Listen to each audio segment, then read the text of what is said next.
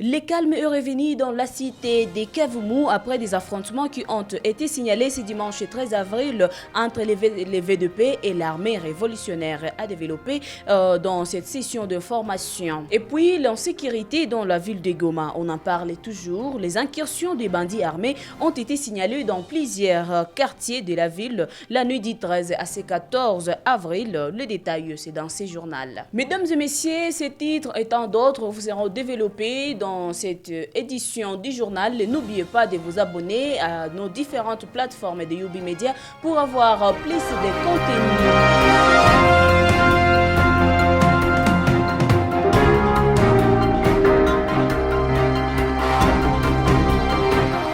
Bienvenue. La situation sécuritaire dans la ville de Goma reste préoccupante avec des incursions et les vols à main armée qui font la haine dans plusieurs entités de la ville. C'est le cas du quartier Kassika et le quartier Ndosho où les habitants ont passé la nuit du 13 à ce 14 avril très agités par le bandit armé. Les détails dans ce reportage. C'était une nuit très agitée dans plusieurs entités de la ville de Goma dans la nuit du 13 au 14 avril, notamment au quartier Kassika, qui a été dominé par des tentatives de vol dans plusieurs avenues, des coups avortés par les clameurs de la population ainsi que l'intervention de patrouilleurs. Entre-temps, nous signalons que sur les avenues Ngoulo et du Fleuve, les voleurs y ont opéré, emportant avec eux plusieurs biens de valeur.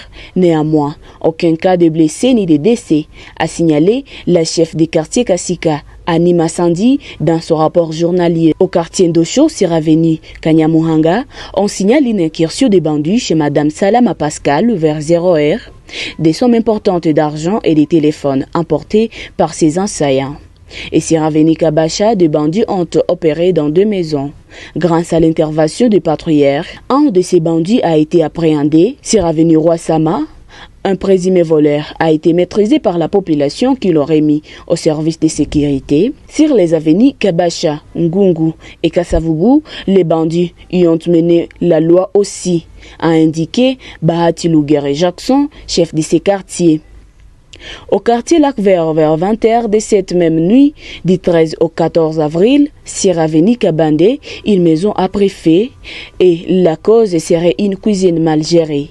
Aucune perte à vie humaine n'a été enregistrée, mais tous les biens de cette maison ont été calcinés, rapportent les chefs de ces quartiers. Cette situation plonge les habitants de la ville de Goma dans la peur et l'angoisse à chaque tombée de la nuit.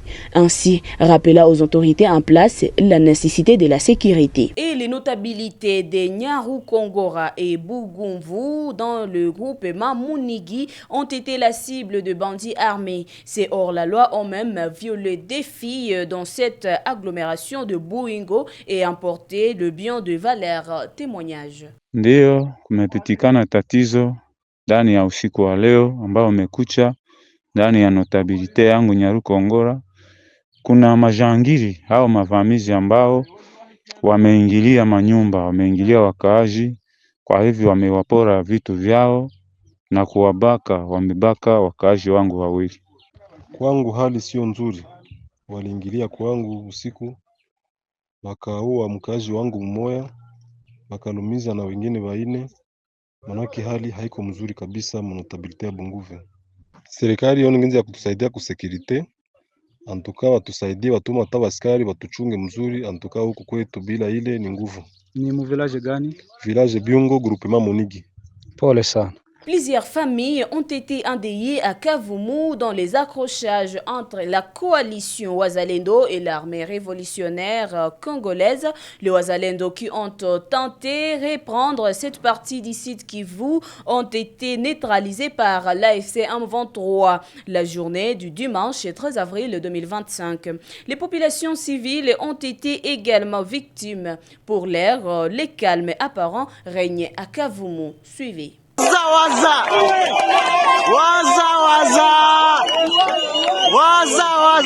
les patriotes. Une vive tension s'est observée dimanche 13 avril au centre commercial de Kavumu en territoire de Kabare au sud Kivu. Des combattants Wazalendo ont été aperçus en fin de matinée du côté de Karanda à quelques kilomètres du centre Kavumu. Ce dernier tenteraient de reprendre le contrôle de cette entité stratégique qu'ils avaient perdue depuis plusieurs mois Au finish, l'armée révolutionnaire congolaise a délogé la coalition Wazalendo. La FCM 23 s'est renforcée sur place en hommes et en munitions avant de reprendre le contrôle de Kavumu. Depuis samedi, des affrontements entre la FCM 23 et les Wazalendo se sont poursuivis sur plusieurs lignes de front en territoire de Kabare, notamment à Luiro, Kabamba et ses environs. Ce dimanche, jour habituellement consacré au marché de Kavumu, une vive tension s'est observée sur place à cause des tirs sporadiques entendus dans plusieurs quartiers. Des familles ont été endeuillées à Kavumu lors de ces affrontements. Des jeunes ont été tués alors qu'ils n'étaient pas même impliqués dans la guerre par balles. Attaqué sur Goma, la FCM 23 accuse les forces gouvernementales et la SAMIRDC d'avoir pris part aux opérations militaires lancées contre ses positions dans les environs de Goma le week-end dernier. Et réagissant en premier, le FARDC rejette toute accusation du M23. Suivez. Cette communication accuse les forces armées de la République démocratique du Congo d'avoir monté la nuit du 11 au 12 avril 2025 une attaque contre la ville de Goma. À ce sujet, les forces armées de la République démocratique du Congo tiennent à donner des précisions objectivement vérifiables suivantes à l'opinion nationale et internationale. 1. Au nord de la province, leur première position se trouve à plus de 300 km de la ville de Goma, dans le territoire de Lubero, au grand nord de cette province. 2. À l'ouest de Goma, les forces armées de la République démocratique du Congo sont en pleine défensive dans le territoire de Walikale. Au sud de Goma, les premières positions des FARDC sont à des centaines de kilomètres de la ville de Bukavu, dans les territoires de Mwenga, Uvira, Fizi et Chabunda.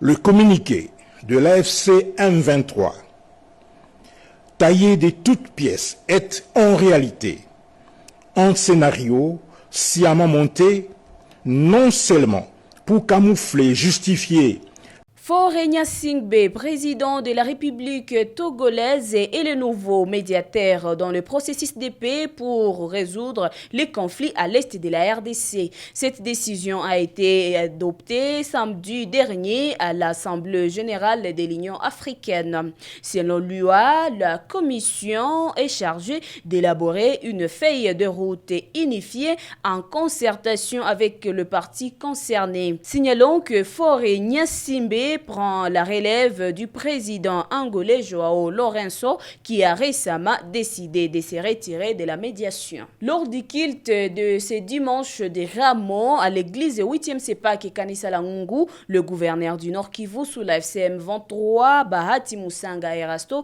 a prêché les vivre ensemble, la lutte contre la haine tribale. L'autorité provinciale a ajouté que toutes les communautés du Nord Kivu sont appelées à la cohabitation pacifique. Écoutez-les.